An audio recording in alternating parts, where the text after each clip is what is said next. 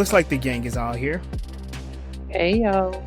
So we are looking at Babylon 5, episode 16 of season 4, entitled Exercise of Vital Power. I guess a cool thing to think about is there's a lot that's revealed in this episode, and while it is mostly exposition, it's done in such a great way. Yeah, I was getting noir from it, with Garibaldi giving his little thought explanations of how he feels right now. And the way that Edgar's was explaining a lot of stuff that's been happening in the background that he was involved with. We don't see it, but this actor, I think, is great. So when he does talk about it, it comes across very smoothly, very naturally. And it makes me as an audience member, I'm intrigued by everything that he says. I know you're a little bit younger, Mel, but it makes me think of 90s. There's this way that they did storytelling in the 90s. There's a couple of like super 90s things about this. Mm-hmm. There's the extremely intelligent and informed supervillain. That's what Edgar's comes across as. Yeah. He's basically Lex Luthor, but no, there's no Superman to go against him. Yeah, just telepath. Yeah.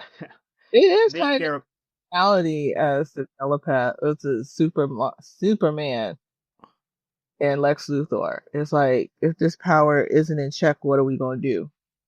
Like, for now, they're kind of on our side, but what if they try to take over? That's exactly what Lex Luthor does, or says. Yep. That's the point of Lex Luthor, yeah. And there's a little bit of X-Men mixed in here. And then Garibaldi. Garibaldi comes across, there's this whole thing about the 90s, and it makes me think about the way, I guess, our sensibilities have changed. Because Garibaldi, back in the 90s, he was kind of like a championed character.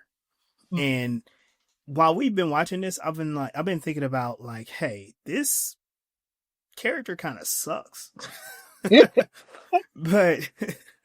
But he was, he's kind of a good guy character, blue collar, everyday guy, very complicated, has his flaws, but as bad as a person that he is, with his kind of like his shades of gray, we empathize with him. Mm-hmm. Today we just see the toxic masculinity mostly. Yeah. Especially in the exactly. that he like shows ownership of a woman who clearly has her own party of her life. Like, yeah.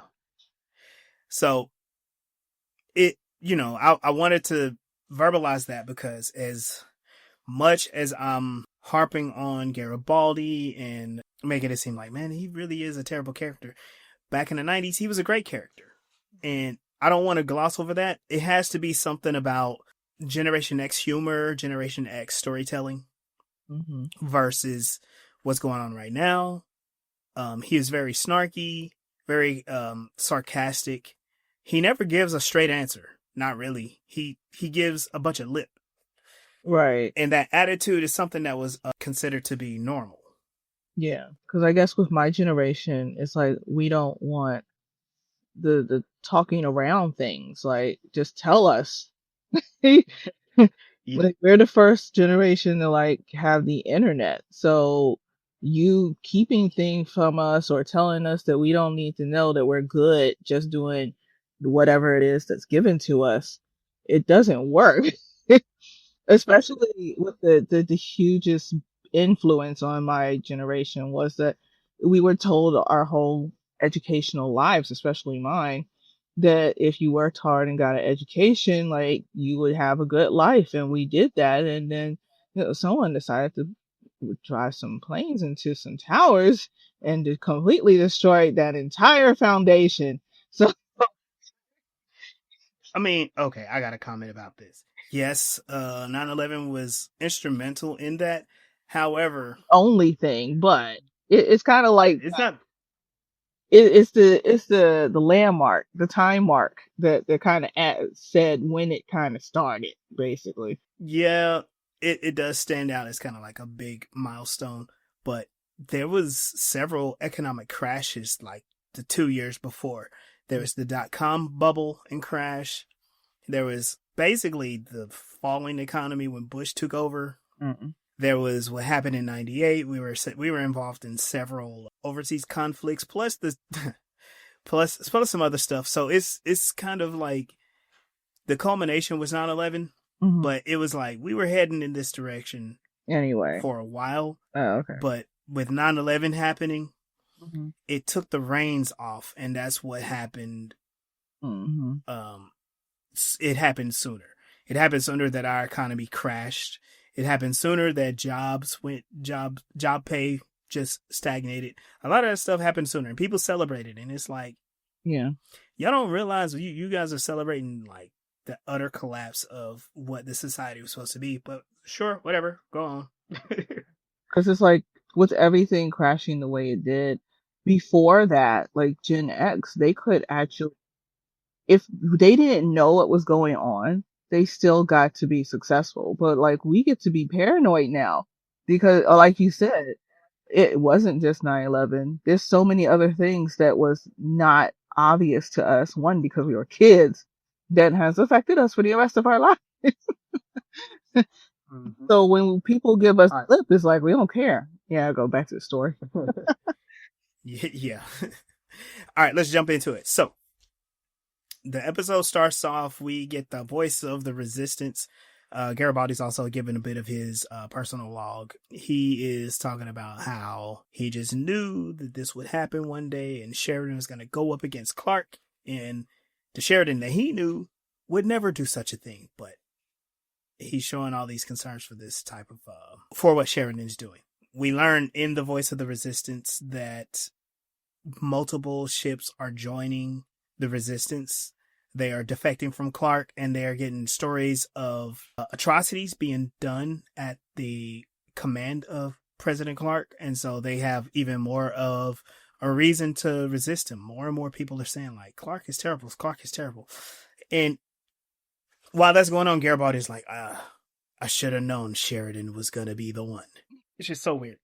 Because that was his boy, like right before he got kidnapped.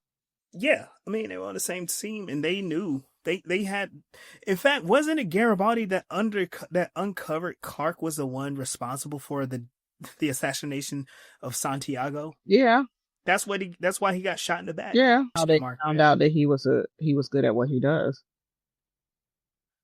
Well, that's implying that they knew that he's actually the one who found out. But yeah, right. So, as Garibaldi is doing this, he's on a tube on Mars, because remember last episode he said, I'm going to Mars, and now we know why. He's going to meet with his boss, William Edgars. He's in the transport tube with Wade. Dude's name is Wade. And he's told that he needs to blindfold, and Garibaldi's like, you've been watching too many spy movies. And Wade is like, look, you want to meet the big guy, you need to play by the big guy's rules. You got to put this on. Let's point out that every step of the way, Garibaldi, who is still going along with this, is being a contrarian. He's being a petulant child. He's being himself. And this is what I mean about, like, this was the 90s kind of like sarcasm. He's supposed to be an everyday man, and anything that he's asked to do is a big bother. He's not just going to go with it. He wants to question authority, but he's doing it to the point like people want to shoot him. People have shot him. So yeah. Wade says something that I thought was really cool. He was like, Edgars prefers to have people around him to be smart. I have a master's degree in literature. And Garibaldi, being a smart ass, is like, oh, you didn't seem like the type. Because he kind of is a henchman, right?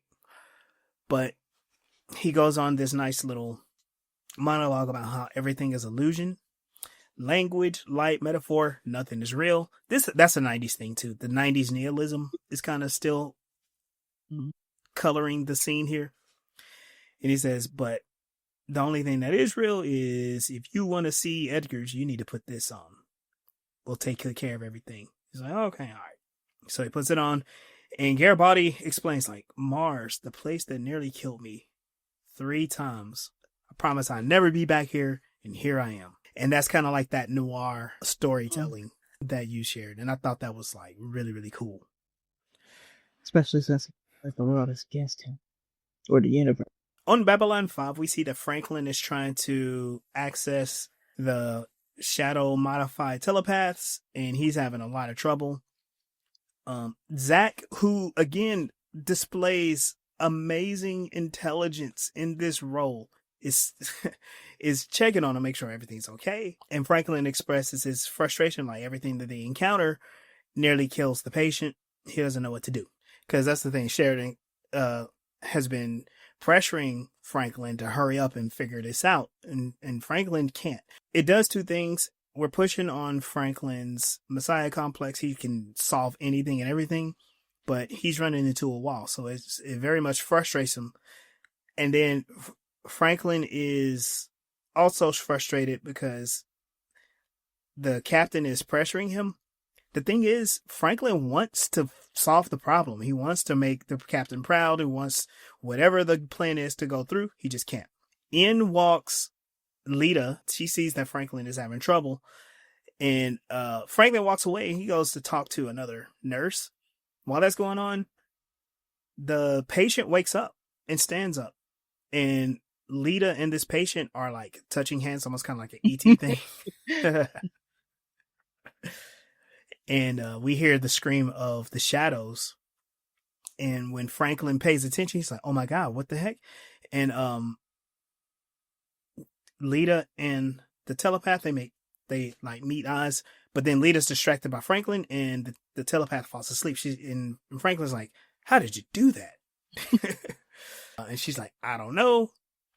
She's kind of startled too, and she just like books it. She gets out of there.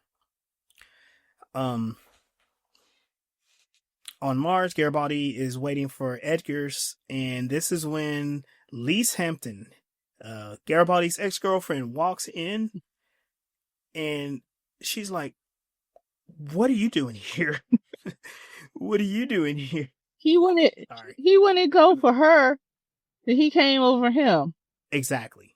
And she's like, you should have never come here. So Garibaldi is talking to her, and he's wondering like, so what is it that your husband have me smuggling? She's like, man, I don't know. The funny thing is, like, they always apologize for how small the place is, and it's so weird because, like, the first time, because it's him, Lise, and Eckers, and he's like, I'm sorry for how small the place is. You should see what our estate looks like on Earth. Considering the fact that you're saying this to people who don't live in the States. Like, don't live on Earth. Garibaldi lives in a shoebox on the station. Yeah. Yeah. And we started to learn a little bit about Eggers, because he says, I have to live here 6 months out of the year, otherwise I'll lose all of my tax benefits. And it's like, so you're a true billionaire. You're only here for the money. Garibaldi talks about how he wants help to stop Sheridan's war, and he's thinking that he wants Eggers' help to turn him over, and he wants to make sure that he has the proper connections, so Sheridan doesn't end up dead by President Clark's people. Mm-hmm. And this actually is a really good conversation back and forth, because Garibaldi says, like, you got a lot of friends in high places, and there's even a political campaign that you pretty much bought and paid for. So you got people, you got senators, you got all these rich people. I know that you're the guy. I know that you're the guy to talk to. And Edgar says he had those people in places in the past, but all of those things were true until Clark had his Night of the Long Knives.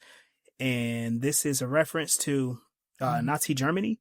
When the Nazis had their the Night of the Long Knives, they basically murdered a bunch of wealthy business owners and took their stuff. They also took power, and they took political power.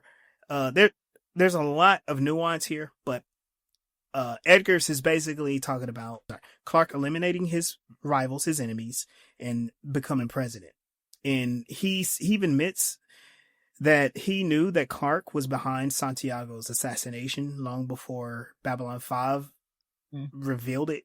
But it's kind of obvious, though. And I think, isn't this where Clark says, like, hey, the business private business owners have been in charge of the planet for a long time anyway. For longer years. Oh, before there was a universal government, Earth government. Both Garibaldi and Edgar's agree that Clark needs to be taken down, but not in a military attack. This is where Edgar's explains we need to take Clark down within the system. And Sheridan going on this military campaign against Clark is going to ruin everything. So, like, we need to calm that stuff. Because that would mean he would be taken down the military thing. Not by them, though. Yeah. Right. Right. And so they wrap this up with Garibaldi is saying, like, I need your help, Edgar's. I'll offer you good press. You can be the hero no matter who is in office. In fact, you could be the next guy in office. And Edgar's just kind of nods at this, and he explains, like, you know, whatever the case, I just needed you to know, but neither of us will do anything until we trust each other. So we will probably have a pretty interesting weekend. And that's a wild thing to say to somebody that you just admitted all that stuff to. Which probably that if it don't work out, I'm just going to have you killed. Right. Exactly. So yeah, Garibaldi's in the lion's den right now. So they end that conversation. Wade, such a weird name to me. I'm going to leave it alone. Wade showed Garibaldi to his bedroom, and Garibaldi looks around and he's like, oh no, I couldn't. It's too big. Basically, it's the size, it's smaller than his quarters on Babylon 5. But it's like, bro, you're in a billionaire's mansion and you're complaining about the size of your room. This is your contrarianism popping up again for no reason. But I guess he's acknowledging, like, I don't have a leg to stand on, so he doesn't like having to owe anybody. Right, yeah. Or he doesn't like the situation that he's in. He's kind of at a disadvantage, right? Yeah. On Babylon 5, Franklin confronts Lita about what she did, and she explains, like, okay, so when I scanned the patient, I heard the sound of the shadow vessels, and I just made it go away. I know this is all going to sound crazy, but that's what I did. I pushed and made it go away. And Franklin was extremely curious about this. It's like, hey, can you try this again? And she was at first saying, like, no, I don't want to. But then he's like, no, I think we're on to something. Everything I've done fails, but what you did was different. And she goes, okay, I'll try. She's been looking for a job, and she's doing something that's not messing with anybody's consent. I think that this is an excellent opportunity for her to help. I feel irritated, though, whenever she comes up, she has to constantly keep repeating, like, what the code of conduct is for the telepaths. Like, we get it. Yeah. And every time she has to scan somebody, we have to have that conversation first. And also, let's remember, she's back with Psycor. She's still a contractor, but she's back with Psycor so she can actually get paid. Because, you know, remember, a lot of companies wouldn't want to deal with her without being with a sanctioned body like that. So yeah. So yeah. Back on Mars, Garibaldi's room gets broken into by all these guys with black masks. He gets maxed up and thrown into a cell, pretty much. And yeah, it was Edgar's. Edgar's had him kidnapped, and he's like, hey, Garibaldi, I know that this is a little unusual, but I wanted to make sure that you couldn't prepare to block anything. The reason why is Garibaldi is being interrogated by Edgar's, but there's a telepath that's there to scan the truthfulness of his answers. Okay, I want to take a sidestep and look at what Edgar's is doing. Edgar's is testing the loyalty and truthfulness of Garibaldi. And so he's going through extremes. He's getting him kidnapped. He's making sure that he's scared, that he's mentally off balance. And then he has a telepath scanning all of the truthfulness of his answers. And he even tells him, like, don't worry about it. Just tell me the truth and you'll be A-okay. So he asks some questions. Do you like telepaths? And Garibaldi's like, nope, I don't. They're a menace to society. He doesn't like anybody who has the power to get into his head, and there's nothing that he can do to stop it. Edgar's asked all these different questions just to kind of figure out where he is on some of these things. And the way he asks the questions are very like calm but matter of fact. You know, he asked Garibaldi about the truthfulness of where he was when he got captured. He said, "When you disappeared, are you sure you don't know where you went?" He's like, "Nope, don't remember a thing." The telepath scans him and confirms, like, yeah, that's true. Ask Garibaldi one last question. He says, "Are you still in love with my wife?" Hell yeah. Like, why wouldn't you ask that? I don't know. I feel like he never did love her. He had ownership of her, and he thinks he loves the false ownership that he has of her, because he never really owned her, but in his mind he thinks he does. And they believe that lie so much that it even fools a telepath. Yep. So, and he says no. The telepath looks at him, which this telepath, okay, she's a very attractive black woman that's sitting there in a nice little psychor suit. She waits for Garibaldi to leave, and she shakes her head no to Edgar's, and he's like, "Okay, thank you. Wade will take care of your payment." Garibaldi leaves. Edgar, in another part of the facility, he meets with Lise, and she's like, "Hey, you know, how'd everything go?" He's like, "Oh, it went great."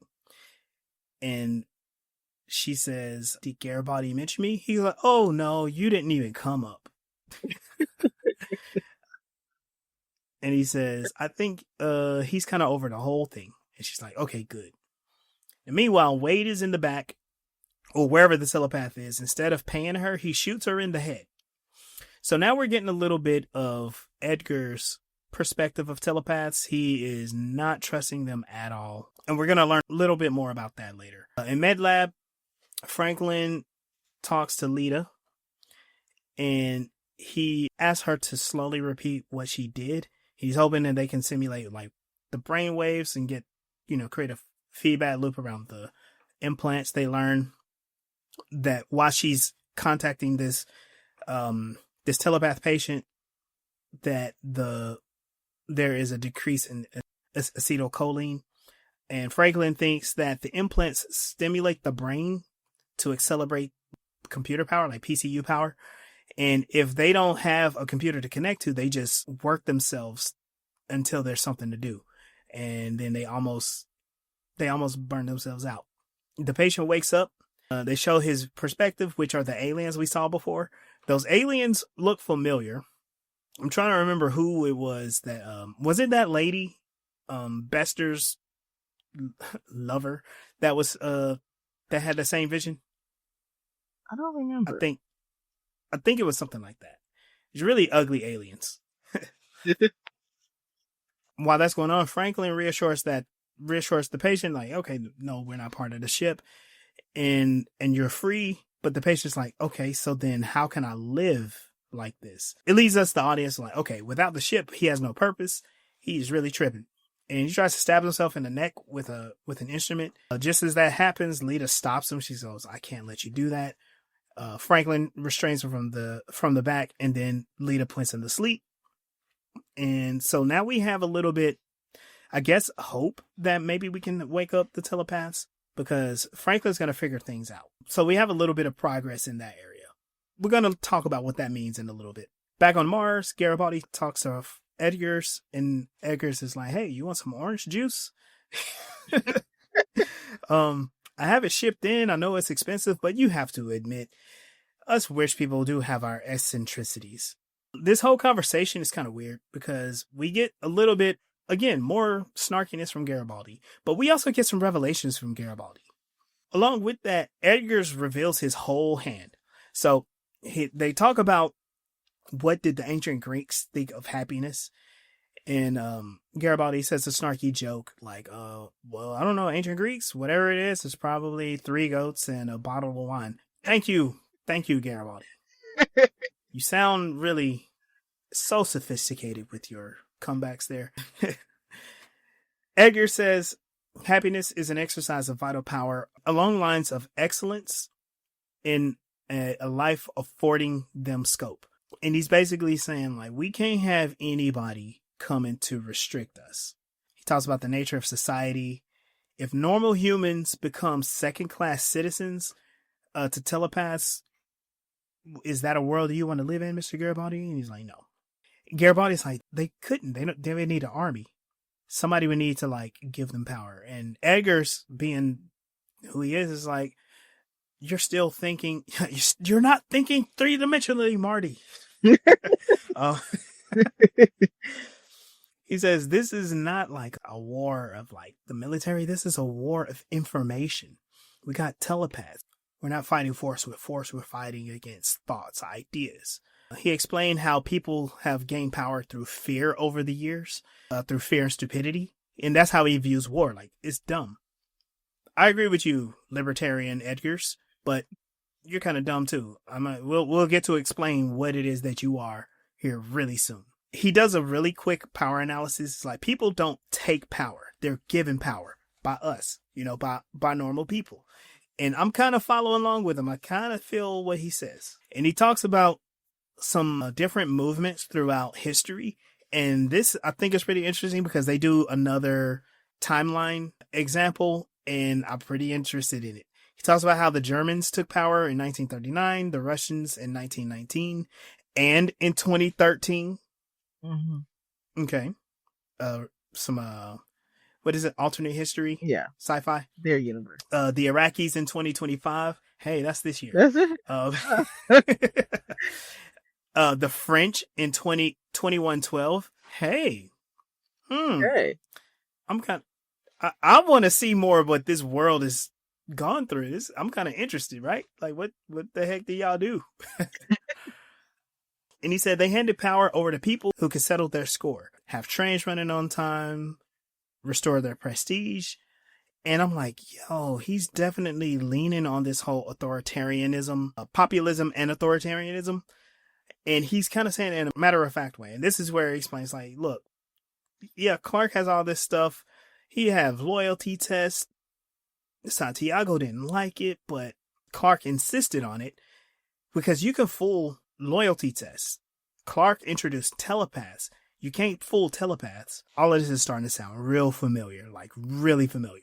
And then Edgars describes Clark's takeover. He eliminated Santiago as an unacceptable risk and acknowledged alien involvement in that.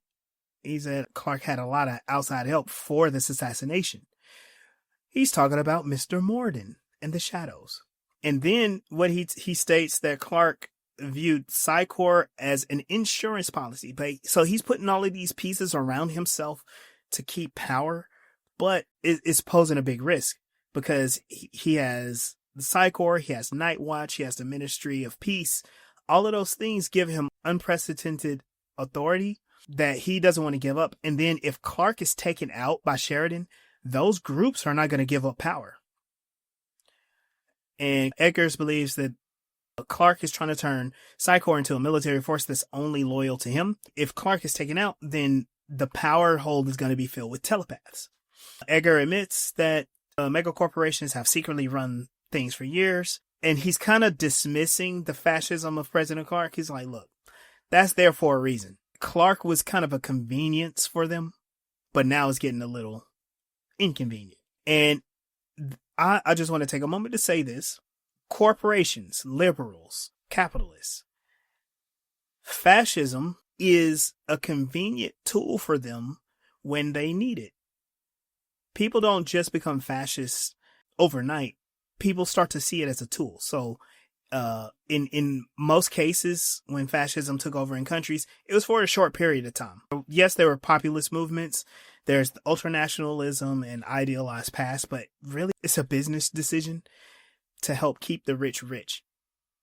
And this is something I think people keep forgetting. When they think about fascism, they think about racism, they think about xenophobia, they think about conservative ideology, but they don't think about business. And that's the thing that you have to pay attention to. Fascism likes to take business and put it in the state to make the state run like a business. And businessmen Mega corporations love that. They love running countries. So I just wanted to throw that out there so we could kind of like pay attention to why Edgar's is such a big villain, because he knew what Clark was doing the entire time, and he was like, "Yeah, that's cool." Edgar's calls Clark a fascist. Edgar's sorry. Edgar's calls Clark an amateur because the telepaths are the real threat, but Clark would probably like try to torpedo everything, and that would be a threat to business interests. It's like, so Clark is now becoming the threat to business interests. The leader of Earth is a threat to his business, and we just can't have that. And Edgar's promises to fix the situation their own way, but Sheridan's offensive is threatening their timetable. He's gonna rush things. This is where Garibaldi is trying to ask, like, okay, what do we need to do? But Lise walks in, and she's like, "Oh, I didn't know you guys were in here. I just wanted to tell you that breakfast is ready."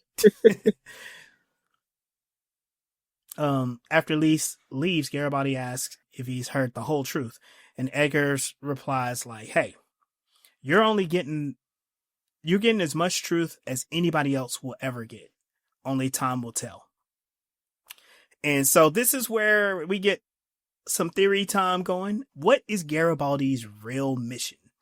So far, for the past like 6 episodes, his whole thing is like, I'm going to go against Captain Sheridan, and I need to take him down. So now he's with Edgar's, and he's like, we need to arrest Captain Sheridan. But let's put the breadcrumbs out there so we can all see.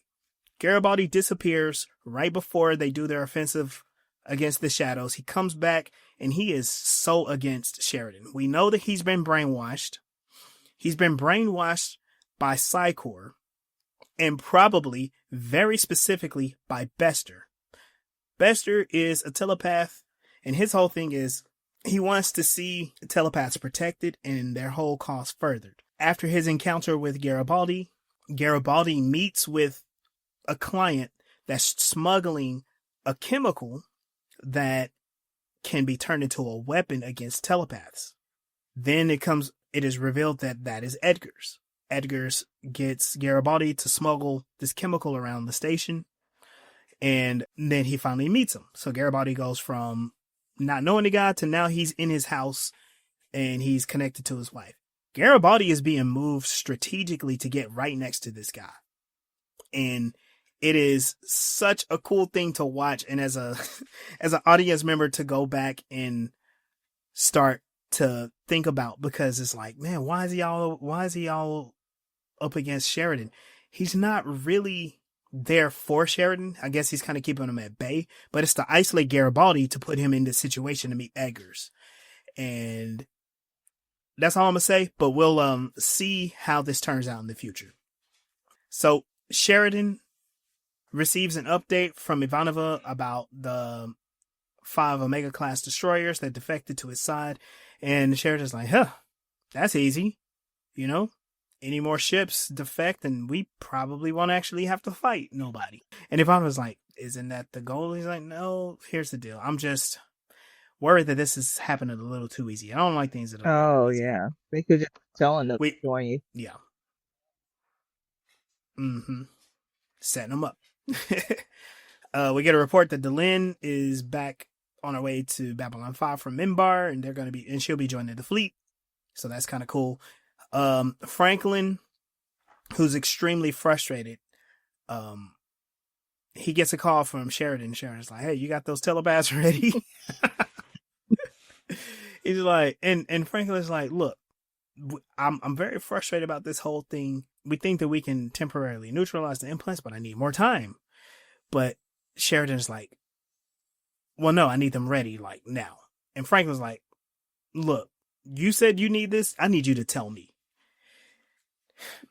And Sheridan goes, okay, cool. And so he encrypts the line that he's on. They're like on that video phone. I don't know what they call it. They're on the view screen.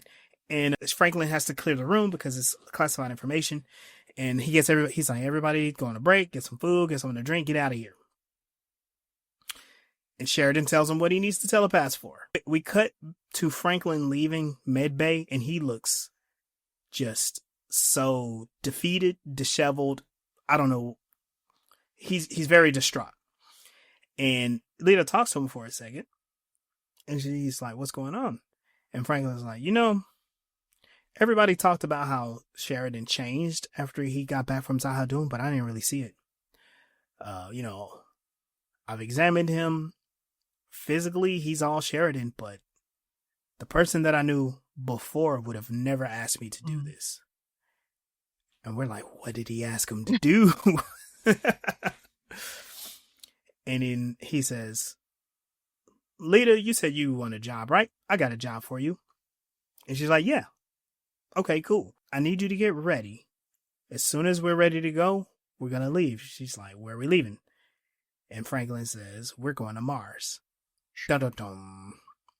Some more main characters going to Mars. It'd be Franklin's second trip to Mars. He just came back. Jeez. Yep. I guess he's excited about going back to Mars. He won't be annoyed by Lita. Oh, yeah. Yeah. Marcus was purposely annoying. Yeah. Marcus, yeah. Oh, gosh. I blinked for a second. It's all good. So, Lise, back on Mars, Lise brings Garibaldi dinner, and we have the conversation about them two. She admits that she doesn't really know what's going on, but she's worried about Eggers. Garibaldi's like, why didn't you call me? Why didn't you ask me to come back? And she explains, like, I thought about it, but I was in such a bad situation when you left. I didn't know what to do. And Eggers cares for me. Garibaldi's like, but I care for you. And she throws some shade at him for real. Do you want to talk about it? He dumped her. Yeah. Like, he wasn't trying to. Like, he wanted her to come with him when he got asked to go to Babylon 5, and she didn't want to leave their life there, and he left and never turned back. So years later, when all of a sudden she might be dead, then he tries to say something, then gets pissed off that she's married, that she's moved on. And he's like, how could you have moved on? Like, you left me here. Like that's kind of like dumping someone. I don't know. And it pissed me off a little bit that she's like, oh, I don't know why I didn't contact you. Like, supposed to know he dumped you. He dumped you just for a job. Right. She even points out that, like, she's like, I had to take a job as a secretary to make ends meet. And that doesn't sound so bad, but you have to think, like, she's on Mars by herself. So maybe the cost of living is a little expensive as well. And with whatever's going on with Garibaldi,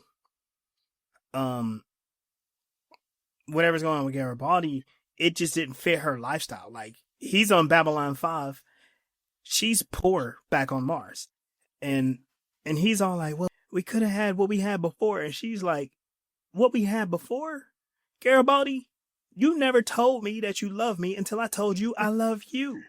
I kind of feel like if two people are going to eventually say I love you, one of them has to do it first. It sounds weird to me. Mm-hmm. Like, I had to say it first. Why did I have to say it first? Because you wanted the humans in this relationship. Right. I don't know why the burden of love is on him. But, I mean, after the fact, after you say that you love her, then you should, act like it, which obviously he didn't. Mm-hmm. But for that to be her argument, it sounds like men writing women, which is perfect for a noir. They're trying to turn her into a femme fatale, but the only reason why she's in any way a bad guy, because a femme fatale is a beautiful woman who gets a man in trouble. But Michael got himself in trouble, but he's taking it out on her. Yep. He's an asshole. Yep. When she confronts him, she asks, if I'd asked you to leave Babylon 5 and come back here, would you? And he said, I don't know. Which is like, why are you asking me about contacting you? You're the one like, how come you didn't call me? It's like, if I had called you, would you have come? And he's like, I don't know. Like, why ask that if you weren't like, Yeah. I would have been there for you. It just sounds like he wants to own her and not actually be in a relationship, which means the telepath was right. He did not lie when he said he's not in love with her anymore. So him caring about anything having to do with her outside of being alive means that he just sees her as property. He probably always did. Yep. And so we get to see that no matter what, brainwashed or not, Garibaldi is a piece of shit, and he's getting called out for his actions. He doesn't even know how to handle that situation. He got called out, and he's just like sitting there just looking stupid. After that conversation, we switch over to Edgar's in a medical facility. It's kind of weird. Edgar's is visiting these patients. They look like they are quarantined, but they are like hooked up to monitors. And they are doing tests. And what we find out is the people are dying. They are telepaths. And Edgar's, his whole thing is, okay, cool. How long have they been off the drug? 5 days. Great. I want you to take these guys and I need you to put them down. And Wade is like, are you sure we haven't finished this? Edgar says, well, we know it works. So let's just put them down. There's no need for all of this suffering. We're human beings, by the way. Like I said, he's a Lex Luthor style villain where he's testing out this drug, murdering telepaths. He's already weaponized it. They know it works. And he's about to just kill his test subjects. It'll be people like him that'll get their name on the side of a hospital, or a street or some shit named after him. And 30 years from now, their aspirin will be a household name. And they are complete murderous, like scum of the earth, bottom of the barrel human beings. Yeah, because, It's despicable. It kind of goes back to what I said earlier about how corporations run everything. These guys are murderous scum. A lot of them worked. I'm talking about here on Earth in real life. A lot of them worked in Nazi Germany. They were run by Nazis or started by Adolf Hitler himself, and they made billions of dollars. They did unethical Scientific research. Yeah, and so. Yeah, and a lot of them are still alive. Like, those corporations are still going today. Those corporations didn't care that they were part of fascist regimes. In fact, they saw the fascism as a big help to their business. And that's what Edgar sees. He saw the fascism of President Clark as a big help to his business. And now it's not so convenient, so they got to take him out. This is a very 90s story. So we're about to end the show. Garibaldi has a conversation with Edgar's. He's in his office and he wants to tell him that he's in. But Edgar's is like, look, you saying that you've decided isn't the same thing as demonstrating it. And he's like, well, what do you want me to do? And Edgar says, you said that you have a way to acquire him, so give me Sheridan. His resolve in that part kind of made me feel like, are you really under mind control? Because he didn't really feel like all too willing to jump at the chance to backstab Sheridan. Like, they've been building him up to, like, not really fuck with him no more. Or was I tripping? Right. So, I don't know. On the one hand, it's at the beginning of the show, Garibaldi talks about, like, Sheridan. He thought Sheridan was in trouble. He don't want anything to do with him.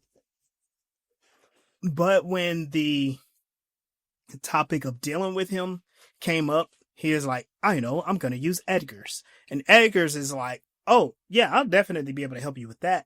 All you got to do is set him up for me, and we'll take him out. We'll go in there and do our thing. we'll keep him alive. Because the thing is, Garibaldi also thinks that if Sheridan goes to Clark's people, he's gonna get the death penalty. He's gonna get killed. But Edgar says like, nope, we're gonna make sure that he get a public hearing, and we'll take care of him before any of that actually happens. Mm. He's like, okay, Like Garibaldi probably wants to one up him, and if he's dead, he can't do that. wow, yeah, I don't know what to say about that. That's probably true. And Garibaldi shows his intelligence in this too, because he's been a dumbass for the whole show. He knows how to get Sheridan, which is through his father, which, wow, okay. And what it is, there's a traceable drug, tenacitin, which is a Narn drug, I believe. No, it was It's developed by the Narn or the Centauri. Centauri. It's about one of the, yeah, by the Centauri. And he's like, all we got to do is figure out who's getting that. And then we got his father, Sheridan, to come running. And so Eggers agrees to the plan, and Garibaldi leaves to prepare for the mission. And as Garibaldi is reflecting on that whole situation, he's feeling numb because he thinks that he screwed up with Lise, which, of course he did. And he hopes to make amends through the mission. But he keeps saying, like, after this, I'm done. You know, we get that nice little noir monologue at the end, and then the show goes off. So yeah, Garibaldi has been basically controlled like a puppet the entire episode. And now we know the type of danger that Sheridan is going to be in. Any predictions for the next couple of episodes?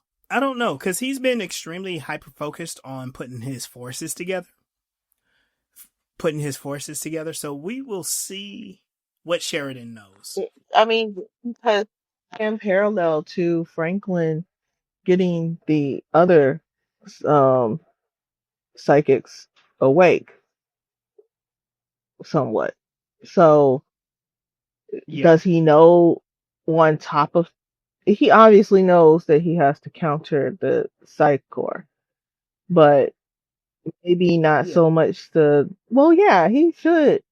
He's smart. He knows that the corporations have a lot to do with what's going on and backing and all that stuff, and who's going to back what and how powers work. Because his father was a diplomat, and he always brings it up, and it's come up through the entire series, even though it hasn't gone to the forefront as it is now. The first time it's really come to the forefront. I mean, they bring up like down below where like economics is so impactful that people can't make a living or have a life because everything's based on economics. So now they're finally getting to the point where they're making them one of the big bads, even though they've already been a big bad under the surface the entire time. Yeah, it is kind of interesting because Sheridan and crew have been fighting these shadow wars and proxy wars for 4 seasons. And now it's getting closer and closer than before. And we'll see what the confrontation looks like here pretty soon. I guess with all of that, we can move to the end of the show. Well, thank y'all for joining us for this edition of Voices in Hyperspace. Sorry, I wanted to give kind of like a summary of the show. I liked how overall the show was mainly from Garibaldi's perspective, but we're the audience that knows something's up with him. And with his relationships are all fucked up. He doesn't like Sheridan. People have alienated themselves from him because he's been a jerk. Like Zach doesn't really talk to Franklin. We know that Marcus doesn't like him. Ivanova's annoyed by him, but he hasn't shared too many scenes with them since he's come back in season 4. And then the longest conversation that he's had with a person is basically this mega wealthy corporate supervillain that's like, I can really use you, Garibaldi. I'm gonna make you an offer that you can't refuse. All you gotta do is give me the soul of your best friend. It's gonna be great. Yeah, pretty much. Yeah.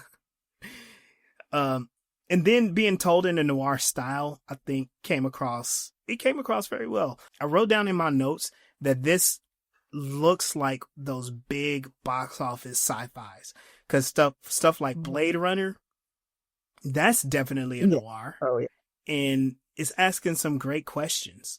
There are other great sci-fi that are told in kind of the noir style, like Altered Carbon. That's pretty much a noir as well. Cyberpunk, the video game series, Cyberpunk 2077. Yep. That's noir. So Johnny Mnemonic, The Matrix, all of those. So it's a very good mechanism to tell these type of stories, and Garibaldi is the perfect subject to work with, because again, he's the every guy, even though he's a super annoying. To see his story, I think it comes across really good. So, Cowboy Bebop. Oh yeah, Cowboy Bebop. Let me not forget my name. Yeah. Yeah. Well, all right. Now we can get out of here. Thank y'all for joining us for this episode of Voices in Hyperspace. You can catch us on all of your favorite streaming platforms. You can also continue the conversation with us on our Facebook group at Voices in Hyperspace, and follow on Instagram and TikTok. I'm Legendary Black Lion.